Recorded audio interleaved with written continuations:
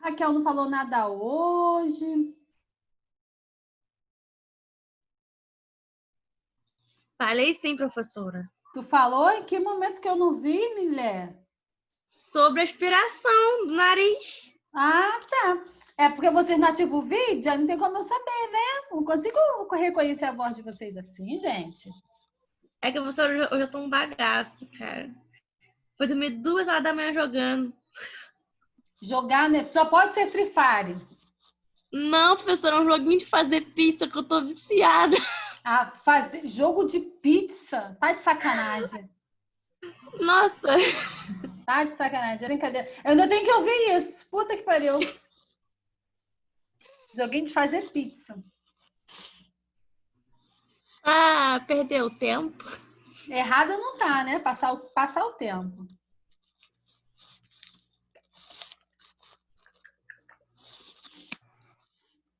Fire, eu não gostei, não, achei chato. É. Vocês viram, gente? Agora eu virei ciclista. Professora, você veio aqui perto da minha casa, professora, do lado da minha casa. Aonde? Mauá ou Tirou Fortaleza? foto. Você tirou foto aqui no Amo Santa Aleixo. Da minha casa dá pra ver. Pô, brincadeira. Da próxima vez vocês falam, tá? Professora, eu tô aqui. Vou postar lá no Até a igreja dá pra ver na minha casa. Eu fui lá na igreja e tirei uma foto lá em cima. Subi aquela rampinha assim, ó, de bicicleta. Então, eu não consigo, não. Deus me livre. Eu não consigo. Aqui tem a festa da capela, na tradicional. As meninas sobem aquele morro de salto. Eu não consigo, não. Eu não sei como que elas não saem rolando. Gente, eu tô amando essa vida de ciclista, amando. Eu vou pra Aí eu também Xerém. gostava. Eu vou pra Xerém, segunda-feira. Vou que Eu vou. gostava muito da bicicleta também. Agora não tenho mais. Então, eu achava que não iria gostar, né? Porque eu ralei muito, né? Então, tipo assim, eu andei muito de bicicleta. Então, eu falei assim, porra, saí da bicicleta, consegui um carro, comecei a andar, a gente esquece a bicicleta. Aí ficou Alonso e uma amiga minha. Vamos. Eu falei assim, porque tem um trauma de bicicleta. Aí eles falaram, obrigação é uma coisa, atividade é outra. E ficaram perturbando. Comprei a bicicleta chegou, olhar para a bicicleta e falava assim, que investimento é esse que eu fiz? Aí resolvi ir para Mauá, né? Que foi sábado passado, foi meu primeiro pedal. Gente, é isso que eu quero. É muito bom, é igual dirigir na estrada assim, sem rumo e sem direção. É muito bom mesmo. Adorei. A Renata estava fazendo alguma pergunta quando o Zoom mal educado resolveu parar aí de funcionar. Renata já entrou? Eu Fala. entrei, não consegui tomar café ainda não, mas eu entrei. Ah, você ia fazer alguma pergunta. Olha só, professora, deixa eu voltar aqui. Então, é em questão do sistema respiratório. Aí aqui o parágrafo está falando sobre respiratório entre 24 e 30 semanas, gestação inicia a produção surfactante.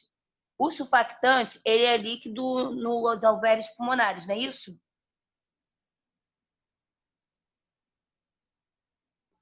Você não estava desativada. Exatamente isso, Renata.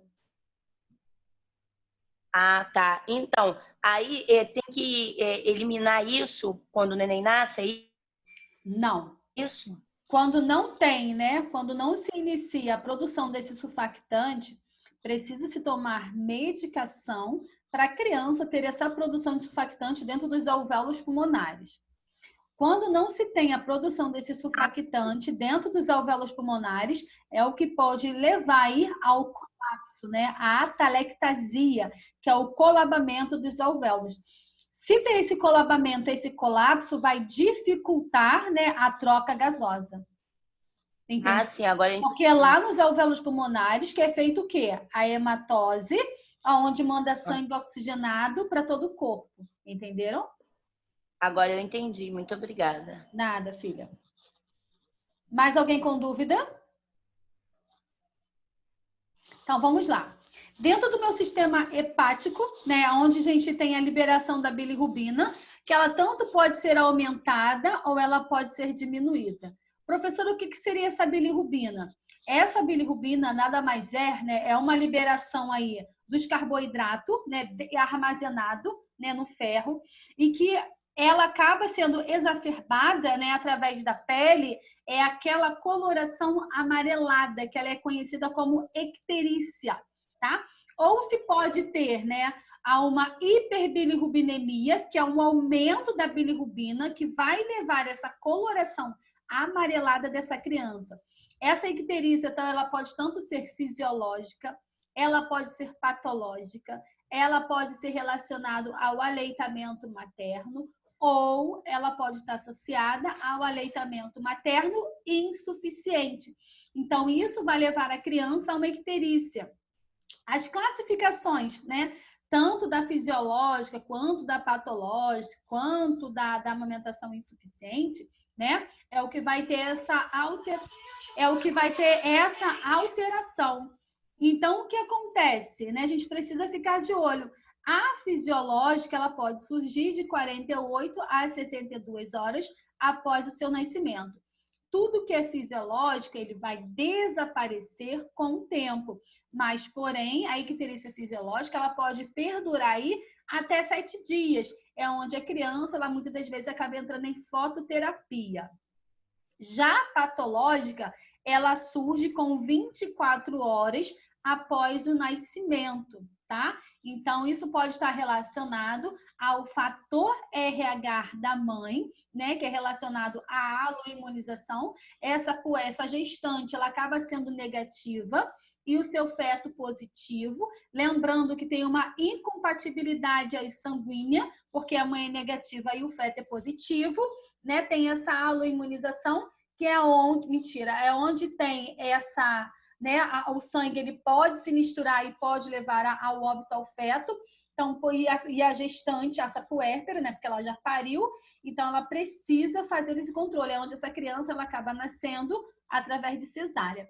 Quando a mãe ela é negativa, acaba se fazendo uma anti-imunoglobulina tipo D, né, que é a aloimunização, até 72 horas após o parto. Algumas literaturas, ou até mesmo o Ministério da Saúde, ele recomenda até 28 dias. Mas só que a gente, na prática, é muito tempo, 28 dias.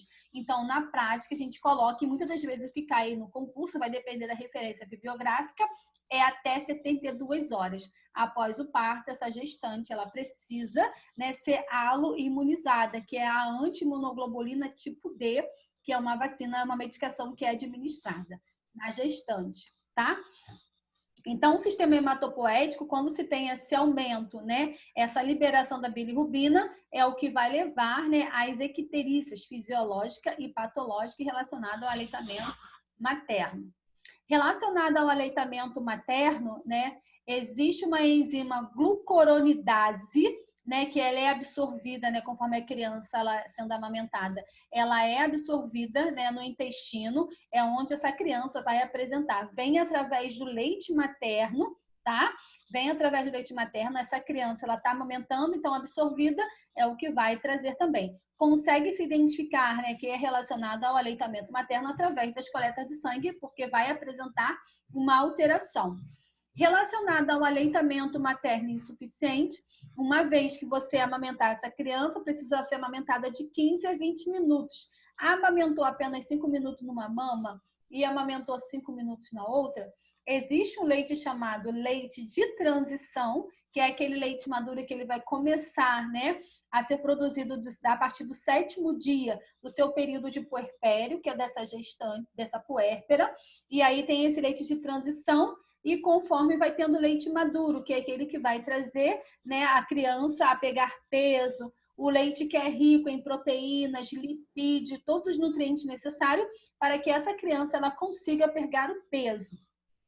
Quando a mãe ela acaba dando essa amamentação insuficiente, né, mama um pouquinho numa mama e mama na outra, a criança ela acaba não se sentindo saciada, é onde ela fica irritada, chorosa, a mãe vai ao pediatra e acaba relatando que o seu leite é fraco. Só para sinalizar, gente, não existe leite fraco. O que muitas das vezes pode ocorrer são as demandas, né, das mamadas insuficiente. É isso que muitas das vezes ocorre e as mães cismam, né, de dizer que o leite é fraco. Não existe leite fraco, tá? Bom, sistema renal, né, o recém-nascido geralmente urina dentro de 24 horas. né? Ele pode ter essa coloração avermelhada escuro, isso é normal dentro das 24 horas. O que não pode, né, acontecer é o seguinte, é ultrapassar essas 24 horas e essa gestante com essa mentira, tudo mentira. O que não pode é essa criança, né, continuar tendo, né, a eliminação dessa diurese ainda vermelha escura. Precisa ser relatado. Por isso que quando a gente vai, né, fazer os cuidados primordiais nas crianças, né, tem o plantão de 12 horas. Professora, Oi? eu não estou conseguindo ouvir. É só eu? Não sei. É só você, Renata. Eu tô Pra mim ouvindo o muito áudio tá ótimo.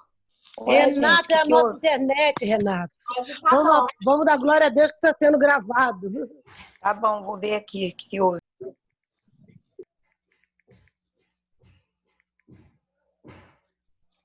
Foi sim, mas logo depois ele chegou. Então, vamos lá. Estão todos me ouvindo? Sim, não, talvez? Só a Renata, né? Sim. Então, vamos lá. Então, dentro dessas 24 horas, se a mãe relatar para você que a criança ela tá tendo, né, essa coloração dessa diurese vermelha escura, é normal. O que não pode acontecer, né, é ultrapassar essas 24 horas e essa criança continuar eliminando aí essa urina vermelha escura. Precisa ser relatado para o médico.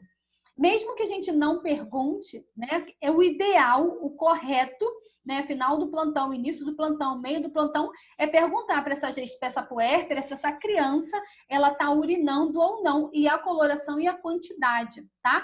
Claro que toda puérpera, né, toda mãe, ela sempre vai relatar, né, quando ela vê aquela urina vermelha escura, ela vai levar aquele susto e ela vai perguntar, ela vai chamar a enfermagem. Então, é só sinalizar, mãe, dentro das 24 horas é normal, né, ter essa coloração de vermelho escura. Orienta a mãe, só não pode ultrapassar essas 24 horas, tá? Após o nascimento, tá?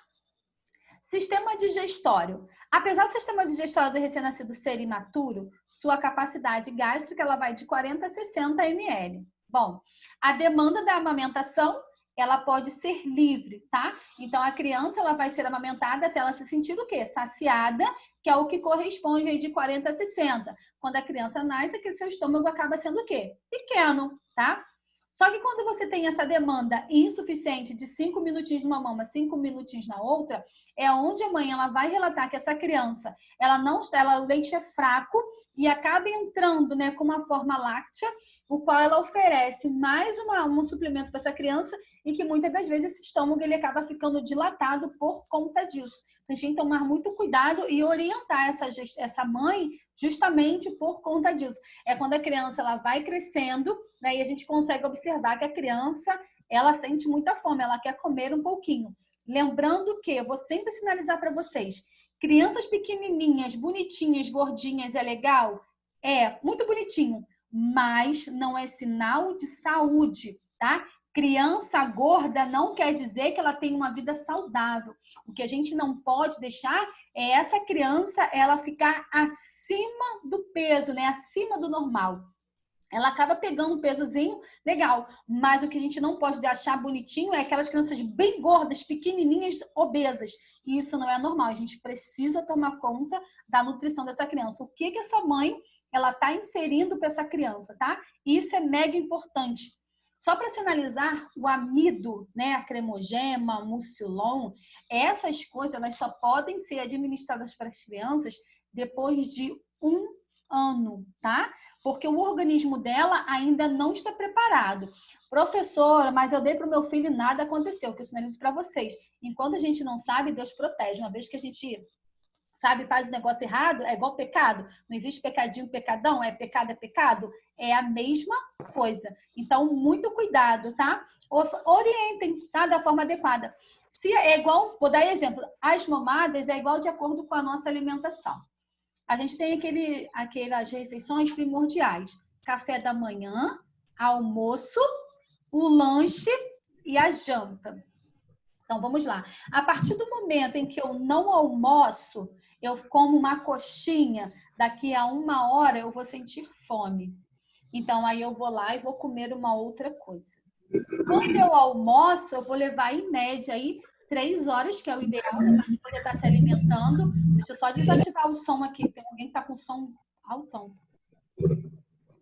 É a Daniele Santana. Desativei. Então, o que acontece? A partir do momento, né, em que eu como essa coxinha, daqui a 1 hora eu vou estar sentindo fome. Então, eu vou me alimentar de novo. Eu almocei, né? Fiz uma boa alimentação, no máximo 3 horas, que é o ideal de estar comendo uma outra coisa, eu vou estar me alimentando. Então, quando eu substituo o almoço por um lanche, eu vou sentir fome mais rápido. A amamentação, ela é a mesma coisa. A partir do momento em que eu dou 5 minutinhos numa mama e 5 minutinhos na outra, essa criança, ela não está pegando leite de transição, ela não está pegando esse leite maduro para ela poder conseguir se sentir o quê? Saciada. Tanto que no início, se vocês perceberem, a demanda, né, de amamentação, muitas das vezes é de 40 a 1 hora, né? De 1 em 1 hora, de 40 em 40 minutos, essa criança ela está sendo amamentada. Por quê?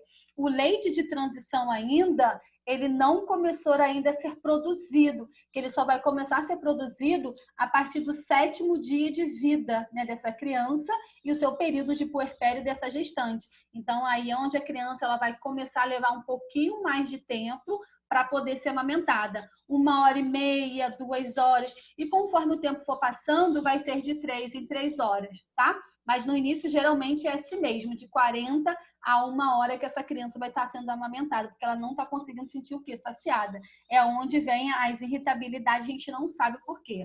O ideal das mamadas tem que ser de 15 a 20 minutos. Mamor 10 minutinhos numa mama, quando dormiu, botou para rotar, quando essa criança for ser amamentada de novo, volta para aquela mama, termina os 10 minutinhos, depois você vai lá e vai para outra mama, tá? Tem que ser dessa forma, tá? Cadê?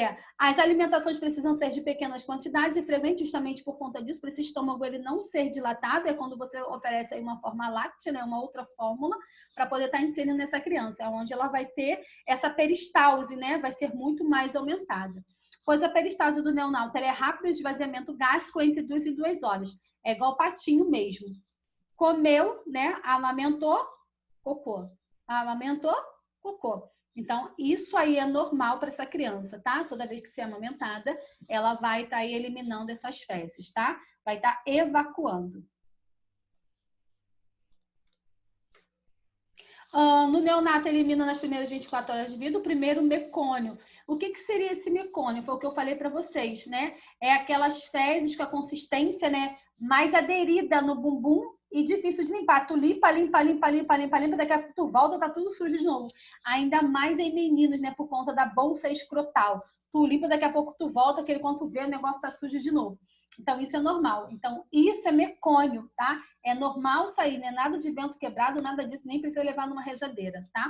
Uma das substâncias fecal, verde escuro, inodora, tá? Formada por líquido amniótico, bile, células epiteliais e pelos na nugem, que representam o útero, como uma alimentação em cor e odor de consistência, fezes que se modificam, né? Conforme aí tem as suas mamadas.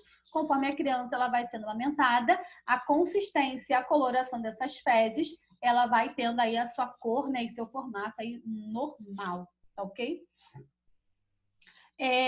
Sistema imunológico é deficiente ao nascer, pois o útero feto não é exposto a micro-organismo lá dentro, ele está protegido, tá? Essa exposição só desencadeia a resposta da imunidade humoral, né, a imunidade celular indireta.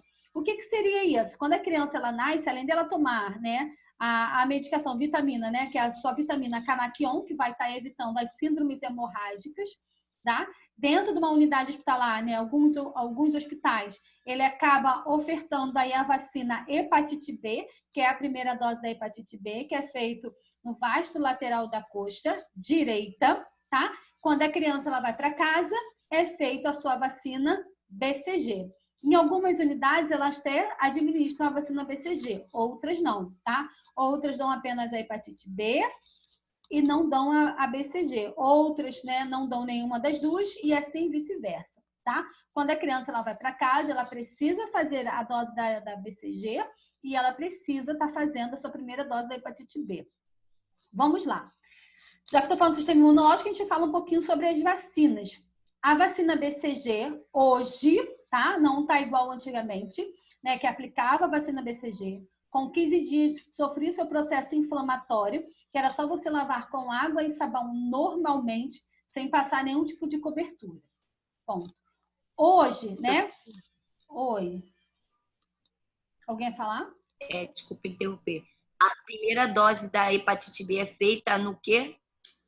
Só para me anotar aqui. Vasto lateral da coxa direita. Tá bom, obrigada. Nada.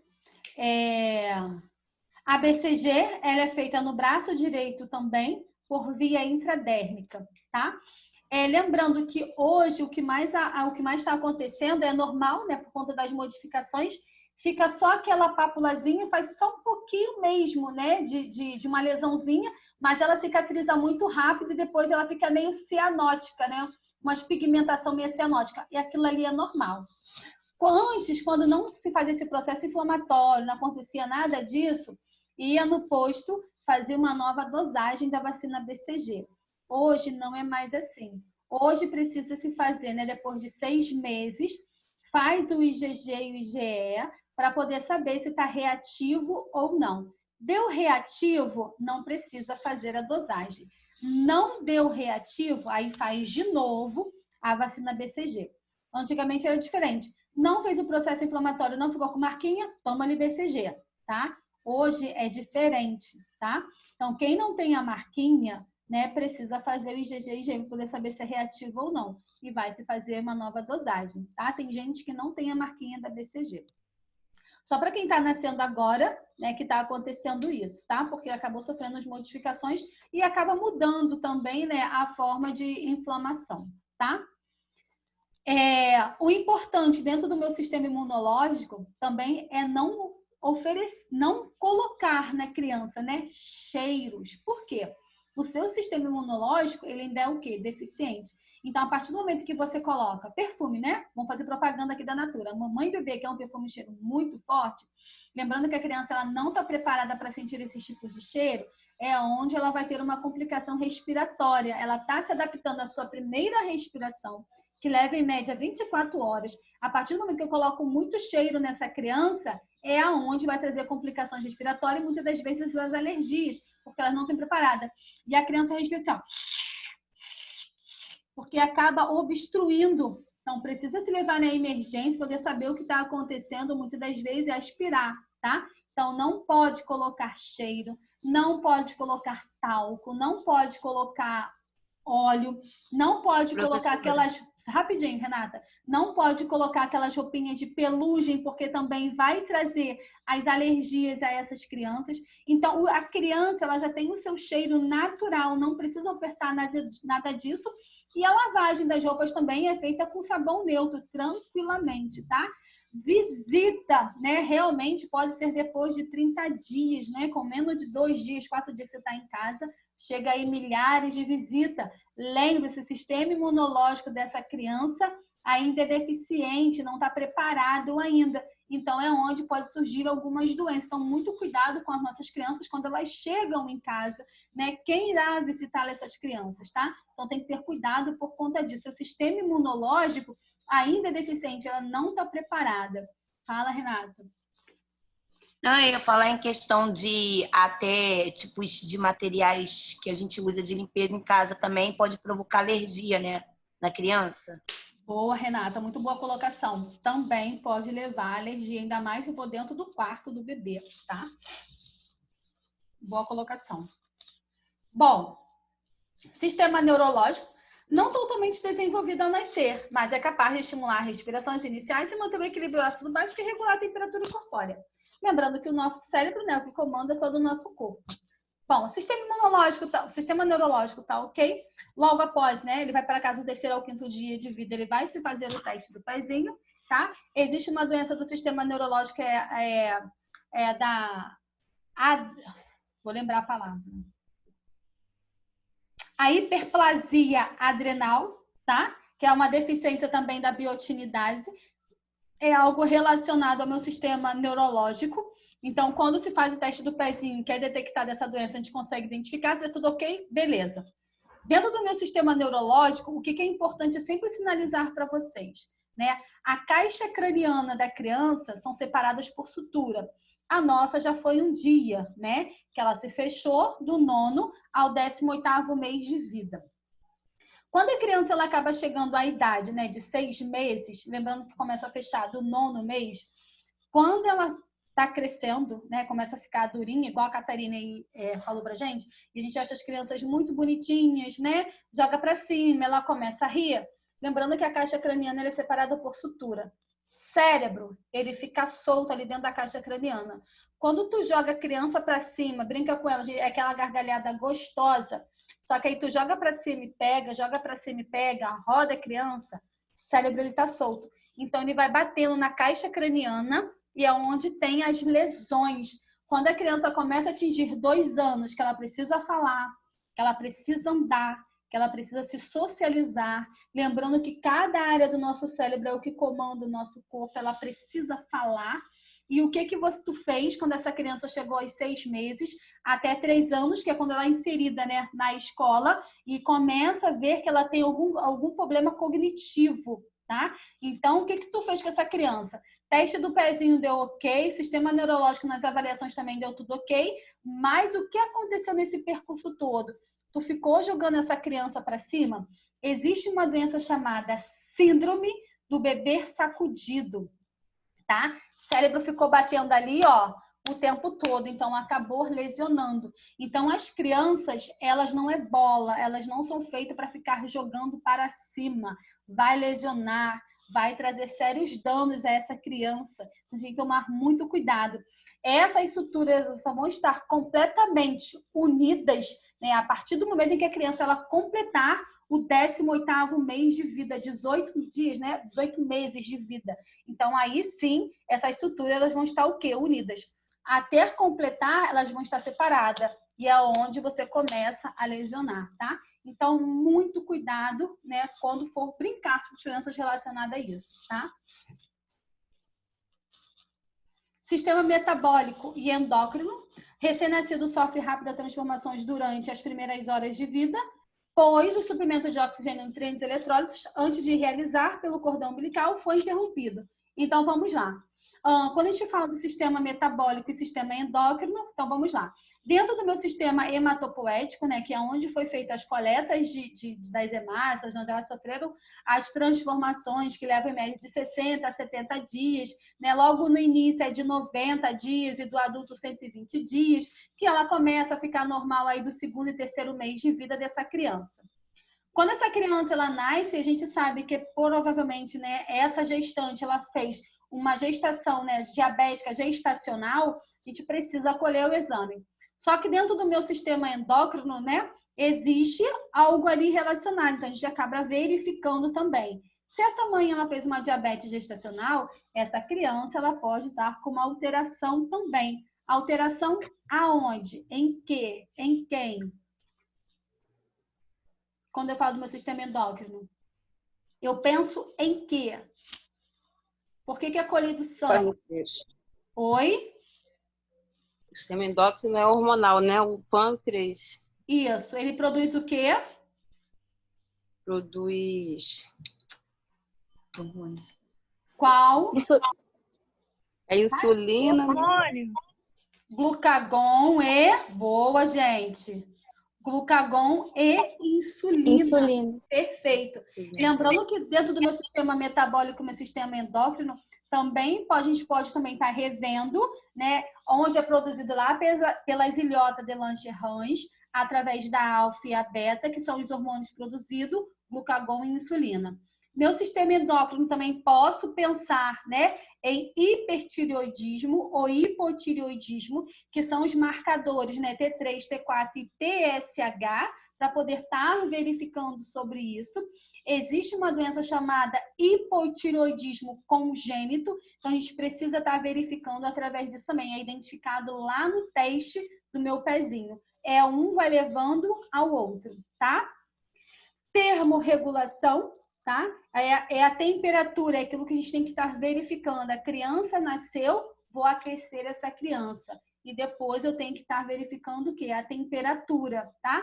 Na transição da vida extrauterina, a temperatura do recém-nascido, ele cai em cerca, né, de 0,3 graus por minuto. Então, por isso que eu tenho que ficar de olho, tá? Na temperatura dessa criança.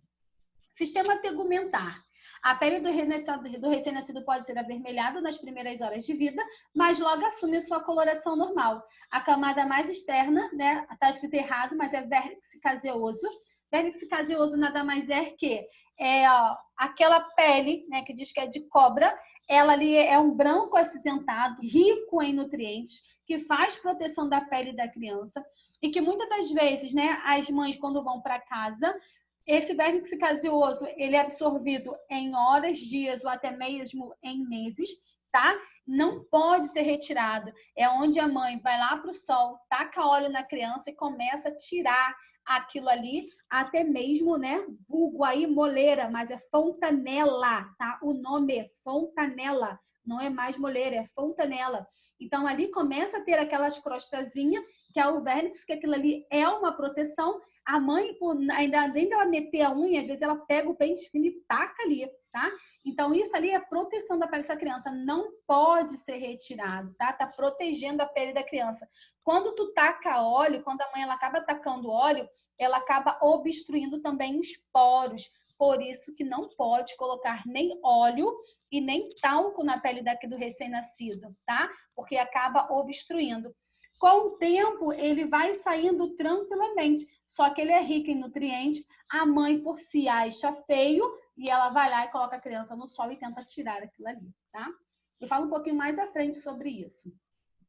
Sistema esquelético, o osso é incompleto. Quando eu digo que o osso é incompleto, não quer dizer que está faltando algum osso. Incompleto porque ele é pequeno. Oi? O que você estava falando da moleira? Moleira é o quê? É aquele que fica na cabeça? Então, não é mais moleira. Você vai dizer que aquilo ali é fontanela. Aí isso quer dizer o quê, professora? Então, às vezes acaba tendo uma crostazinhas ali, que é o vérnice caseoso. E que muitas das vezes a mãe taca óleo ou pente fino e tenta tirar aquilo ali. Só que aquilo ali é uma proteção da pele da criança, do couro cabeludo. E a mãe fica tentando... Assim que a criança nasce, né? Assim que a criança nasce, isso. Ah, tá. Tá bom? É que eu nunca vi, então... Mas tem criança, ainda mais quando ela ultrapassa as 40 semanas, as crianças nascem muito com isso, tá? Entendi, professora. Então, o desenvolvimento do osso incompleto não quer dizer... Professora, é aquela casquinha que dá na cabeça isso aí da criança? mesmo, Daniela, isso aí mesmo. Que eles chamam de cascão, né? Isso, mas não pode ser retirado. Alguém me Professora, chamou. Oi. Tô me sentindo culpada porque eu tirei. Eu sabia que alguém ainda ia falar sobre isso. Eu sempre tenho uma mãe que tira. Professora, eu também tirei do meu filho. Eu passava óleo assim, ó, Eu e passei tirando. óleo, passei pente fino. Então, vamos lá. É o que eu sinalizo e vou sinalizar de novo. Enquanto não sabe, Deus perdoa. Agora vocês sabem, vocês precisam passar adiante isso. Aquilo ali é rico em nutrientes, né? Protege a pele do paciente. Então, você não pode. Aí depois o bebê ele fica com aquela pele ressecada, aquela coisa assim feia, né? Assim que fica depois. Porque você tirou a proteção. Você tacou óleo ali, entendeu? Cuidado, tá? Então, ó, é incompleto do recém-nascido, não quer dizer que falte, né, algum osso, a menos que a criança ela nasça com alguma má formação, aí sim, caso ao contrário, não. O crânio é formado por 6 ossos finos, desunidos e separado por suturas, foi o que eu falei para vocês. Então, por isso que o cérebro ele acaba ficando solto justamente por conta disso, né? São formados por suturas, que são os espaços, então eles são desunidos. Então, conforme a criança ela vai crescendo, chegando até o 18º mês de vida, a caixa craniana começa a ficar apertadinha e é onde o nosso crânio ele acaba ficando aderido, tá? Por isso que não pode ficar batendo, levantando a criança por conta disso, tá? Sistema reprodutor é imaturo ao nascer. Os ovários femininos, né, contêm todos os óvulos potenciais que diminuem o número do nascimento à maturidade. Na maioria dos recém-nascidos meninos, o testículo ele desce para a bolsa escrotal, tá? Ao nascer, mas o esperma só começa a ser produzido mesmo aí na puberdade, né? São aqueles meninos que vão para o banheiro e esquecem do tempo. Oh, meu Deus do céu. Mas, enfim, fase de conhecimento. Vamos lá. Deixa eu só falar uma coisa para vocês aqui. Deixa eu só botar um extra aqui. Fechar. Eu gosto de sinalizar isso bastante, ainda mais saúde da criança e do adolescente. Quando a criança, né, ela nasce, tá? Lembrando que a criança ela não sabe o que é dia e não sabe o que é noite. Ela vai se adaptar conforme a nossa rotina. Então, o que faz a criança trocar o dia pela noite é isso aqui, ó. Tá dormindo? Tá nada não. Né? Televisão no mudo, rádio nem se pode mais ligar. Então, a criança, quando ela nasce, é ela que precisa se adaptar aqui fora. Ela precisa se adaptar às nossas rotinas. É igual quando chega alguém na nossa casa, a gente está acostumado a dormir meia-noite, todo mundo vai dormir meia-noite, tá? É a mesma coisa. Então, quando a criança nasce, ela precisa se adaptar aqui fora. Então, tem que abrir realmente a janela, né? Ligar o rádio, ligar a televisão. Claro que as pessoas não vão gritar, né? Botar o som muito alto, que ela está se adaptando, ela está chegando ali. Então, quando você acaba fechando tudo, não deixando nenhum tipo de barulho, é quando essa criança ela realmente começa a trocar o dia pela noite. Mas só para sinalizar, ela está chegando, ela não sabe o que é dia e o que é noite. Quem fez a criança... Imagina eu sendo a mãe dessa criança. Oi? A outra comendo... Imagina eu sendo a mãe dessa criança. Então, quem? Eu gritando, criança tadinha, falando alto pra cacete. Professora. Aí ela vai saber Karine, a hora que é dia, a hora que é noite. Ela vai se acostumar com você, tu pode ter certeza. Vai se acostumar. Chora não, criança! Vai dar uma gritão. Deus do céu.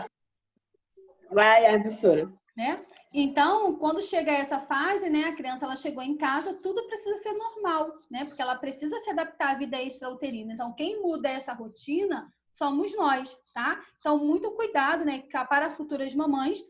O que a gente sempre recomenda, o que a gente orienta, se a criança realmente, né, ela não consegue dormir à noite, a gente deixa essa criança muitas das vezes o dia todo sem tomar o banho. É igual quando a gente trabalha o dia todo, chega em casa, toma um banho, janta, né, toma um banho e dorme, a gente relaxa. A criança é a mesma coisa. Então, vai chegar visitas, né, porque alguém vai lá visitar, vai pegar essa criança no colo, ela vai se sentir cansada. Quando for entre 6 e 9 horas, dá um banho nessa criança e ela vai dormir tranquilamente. Outra coisa, tá? A noite foi feita para dormir, exceto nós que trabalhamos, né, durante a noite. A noite ela foi feita para dormir. Então, você não precisa acordar a criança 2 horas da manhã, 3 horas da manhã, 4 horas da manhã para a criança amamentar, tá? Amamentou ela meia-noite, tá? E ela acordou 5 horas da manhã, deixa, aproveita a noite que ela está dormindo, vai dormir também, não acorda para poder estar amamentando. Claro que a gente tem aquela cisma de se a criança está respirando ou não, que isso é normal das mães, tá? Colocar o dedinho, chegar pertinho, mas não mexa na criança, não acorde ela para poder amamentar. Isso é normal. Então, deixa a criança dormir, tá? E ela vai se adaptando. A noite, ela não foi feita para comer. A noite foi feita para dormir e trabalhar, né? Que é igual a gente cuidar dessas crianças. Então, façam isso. Professora, mas olha só. Desculpa te interromper. Mas assim, falam que tem que amamentar a criança em 3 horas, certo? Certo. Aí de noite, só amamentar a criança se a criança estiver com fome, se ela chorar? Então, vamos lá.